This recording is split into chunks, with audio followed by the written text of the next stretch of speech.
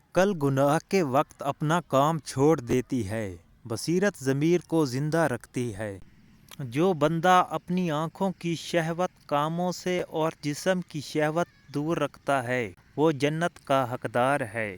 زنانہ لباس میں دو باتوں کا خیال رکھو، نہ اس قدر باریک ہو کہ جسم کی جھلک نظر آئے اور نہ اس قدر تنگ ہو کہ بدن کی ہیبت نظر آئے۔ مائیں بدکاروں سے بھی نہیں روٹھتی اور بیویاں پیغمبروں سے بھی روٹھ جاتی ہیں۔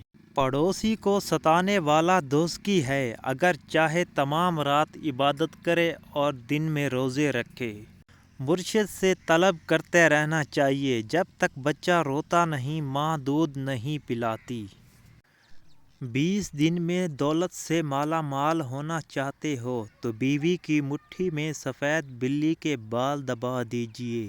سورۃ یاسین 3 مرتبہ 11 روز تک پڑھیں اور پھر اللہ سے دعا کریں، جہاں آپ چاہتے ہیں شادی وہیں ہو جائے گی۔ نیک پاک اور ارادہ نکاح کا ہو تو کوئی محبت گناہ نہیں۔ عورت اور شراب سب کو بے وقوف بنا لیتے ہیں۔ بے تحاشا دولت چاہتے ہو تو بیوی کے پاؤں کے نشانات پر بلی کے بال رکھ دو۔ عورت کو اپنا آپ اتار کر دکھا دو، یعنی اپنا باطن جو تم اندر سے ہو نہ کہ باہر سے، وہ عورت تمہاری دیوانی ہو جائے گی۔ عورت کی چال عورت کی پہچان، اگر عورت ٹیڑھی چل رہی ہے تو وہ لالچی ہوگی، اگر عورت تیز چل رہی ہے تو وہ محنتی ہوگی، اگر عورت ٹھہر کے چل رہی ہے تو وہ پر اخلاص ہوگی۔